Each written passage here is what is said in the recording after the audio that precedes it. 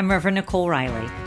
Welcome to the Clergy Wellness Podcast. This is Season 1, Episode 12, Could You Live a Complaint-Free Life? Today we're also going to look at a wellness practice of the week, what is making this week good, and a mindfulness meditation. So let's jump in.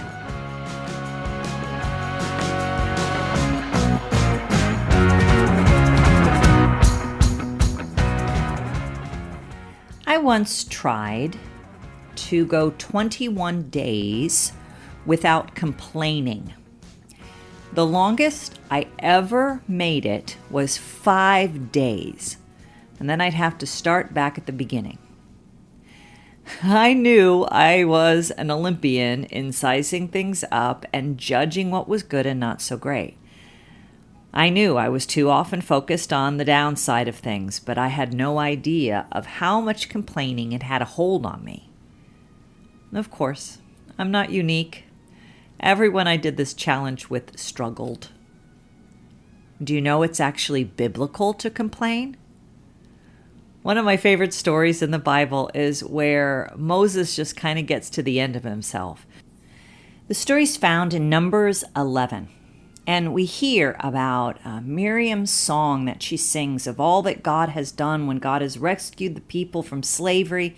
And then just 3 verses after that, the people begin to complain. They complain they don't like Moses, they don't like the food, they don't like the weather, they don't like the water, the accommodations aren't up to their standards. And it gets so bad that Moses says this. This is Numbers 11, and this is the Message version. Moses said to God, "Why are you treating me this way? What did I ever do to you to deserve this? Did I conceive them? Was I their mother? So why dump the responsibilities of this people on me?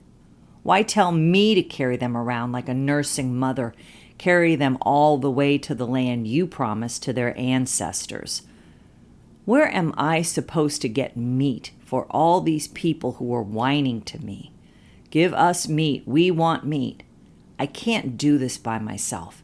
It's too much, all these people. If this is how you intend to treat me, do me a favor and kill me. I've seen enough. I've had enough. Let me out of here." Can you relate? In our modern culture, I think the patron saint of complaining is good old Eeyore.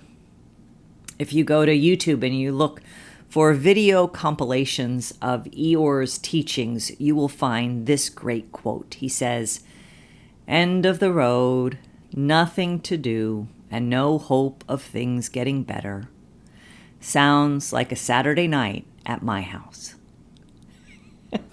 The idea for going complaint-free and to doing a challenge like this was actually started way back in 2006 by a pastor. He gave everyone a bracelet and said, "You're not to complain, and if you complain, you have to move the bracelet to the other arm." And the goal was to go 21 days with the bracelet on one arm. Well, since 2006, over 6 million people have gone on this adventure. And so we know how long it actually takes to break this habit. What do you think? It takes 4 to 6 months to break the habit of complaining, which is a ton of time. Why does it take so long? Well, it's a hard one to break. We are wired to see what's wrong. It's fun to complain. The ones who hear us complain love to join in, and it actually builds some kind of community. But it also creates a lot of dysfunction. It creates factions. It reinforces our dissatisfaction. It can break trust, and if we do it too much, the people around us will just think of us as a very negative person. And of course, for us as clergy, we have to ask, is this the way of Jesus? Does it bring his kingdom among us? Does it make our lives better? So what is a complaint anyway? Well, a complaint is the expression of grief or pain or discontent.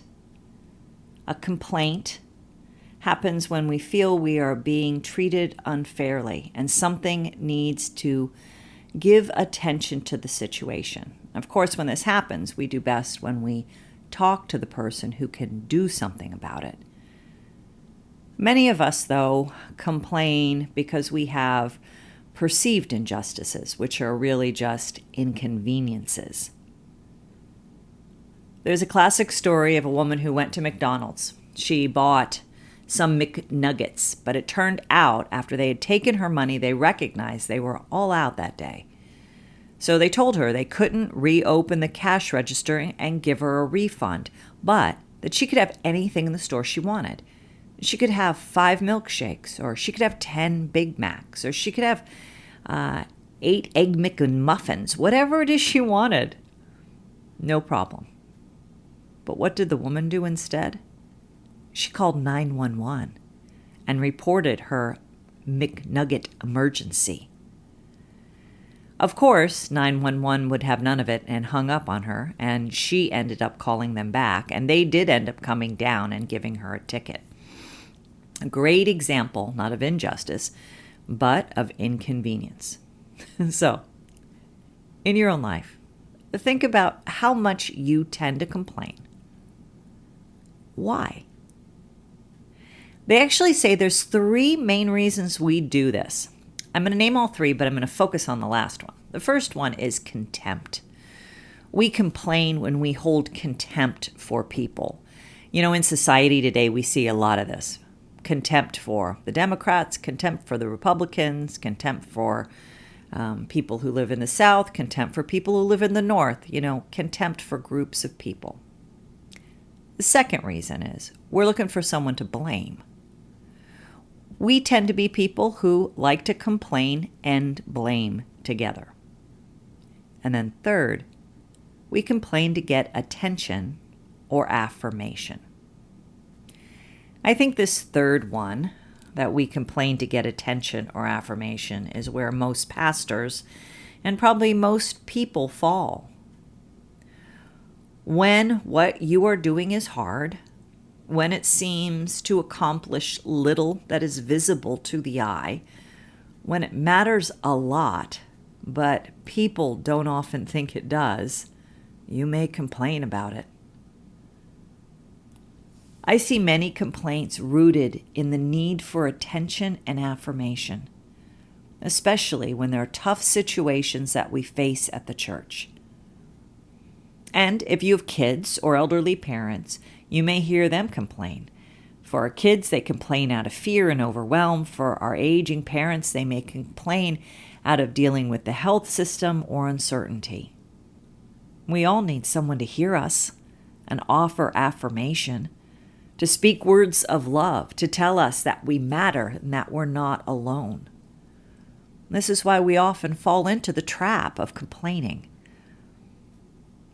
A recent article said that research shows that most people complain once a minute during a typical conversation, and that complaining is tempting because it feels good, but like many other things that are enjoyable, such as smoking or eating a pound of bacon for breakfast, complaining isn't good for you. Stanford University has actually shown that complaining shrinks the hippocampus. That's the area of the brain that's critical to problem solving and intelligent thought. The more we complain, the easier it becomes, and it wires our brains to look for things to complain about. They also find that complaining shifts our cortisol and puts us into a fight or flight mode. Cortisol is also what raises our blood pressure and our blood sugar. It's not good. Complaining leads us to feel less well, both mentally and physically. And of course, there's a spiritual component as well, because we often complain about others, and that isn't good for the soul. Instead, we are called directly to those with whom we struggle and to work it out with them. So can you get a glimpse of what life would be like, what the church would be like if we all stopped complaining? Can you imagine it? So, as summer comes to a close, how can we increase our wellness in the area? What is the corrective to complaining? Well, I'm not saying that we will never complain again, but psychologists who study this say that gratitude is a helpful corrective to complaining. Now, it's not about pretending everything's fine, but it's about growing our gratitude, putting our attention as much on what is good as opposed to only on what is bad. Growing our gratitude will help us expand our emotional well-being. Gratitude can drive out resentments. It helps us with fear. It can help us look inward and not only outward for support and encouragement. And honestly, complaining limits us. And letting go of our propensity to complain grows our happiness, increases our wellness, and enables us to see life in a wider range of emotions and colors. So, consider, maybe as you go into the fall, you can embrace the practice of complaining less, because it will certainly help you grow in your wellness.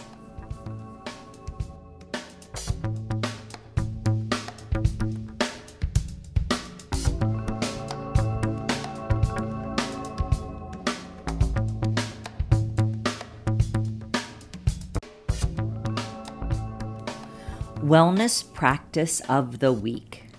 This is where I share something that you can do to increase your wellness this week.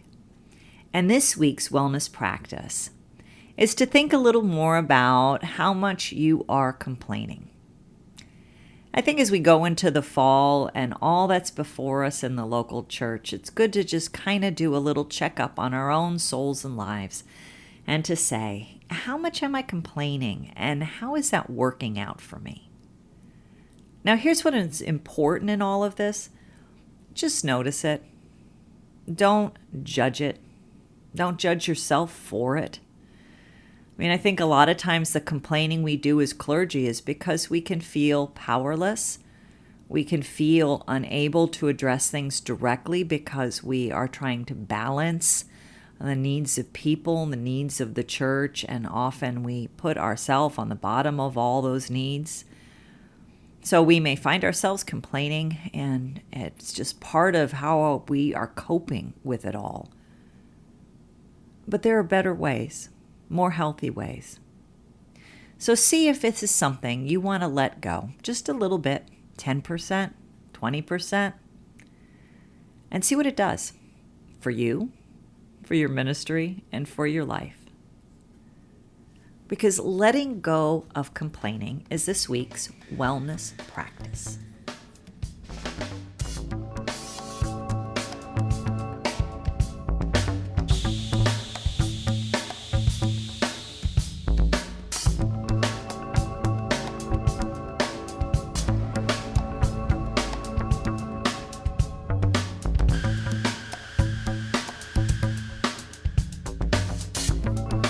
What is making this week good?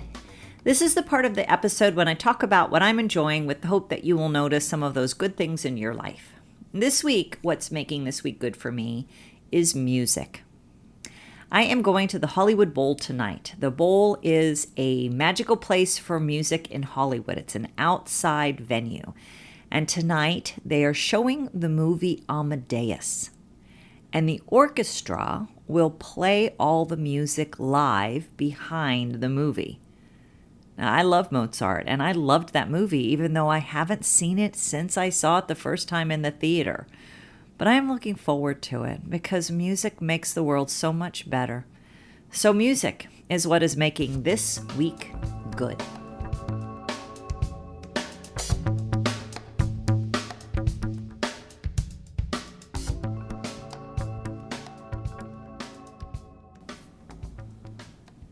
Mindfulness meditation for the week.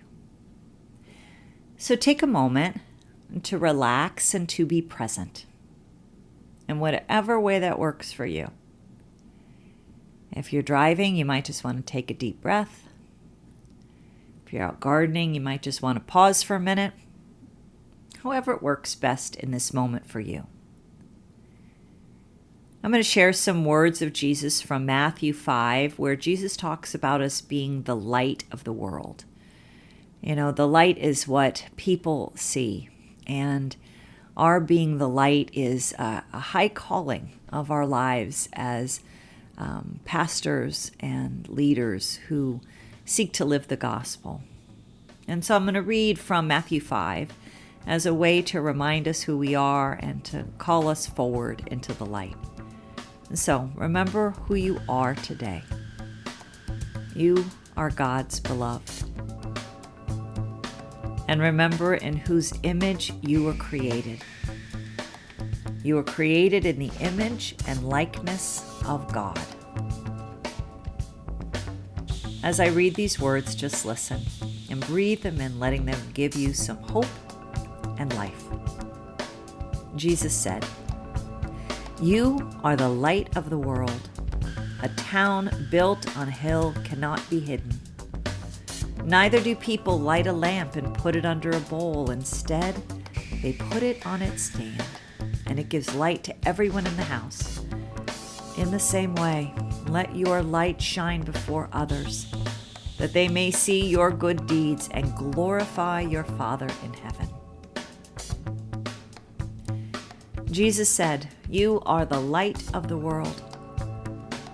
A town built on a hill cannot be hidden. Neither do people light a lamp and put it under a bowl. Instead, they put it on its stand, and it gives light to everyone in the house.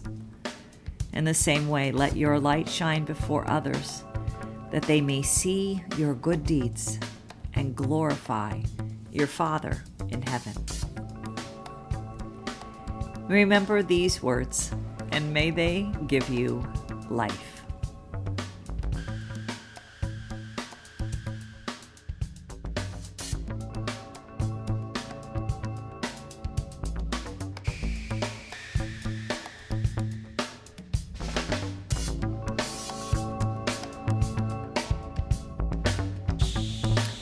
Thanks for listening. I appreciate you. I invite you to subscribe, rate, and review this podcast. You're doing that will take under 5 minutes, and what it will do is it will let people find this podcast more easy wherever it is that they listen to it. I also invite you to follow me on Instagram and on Facebook, where I post throughout the week things to encourage you, wonderful quotes from a variety of people and various photographs that I hope uplift your spirits. If you want to know how to work with me as a coach or have me work for your church doing your social media, you can contact me at NicoleRiley.com.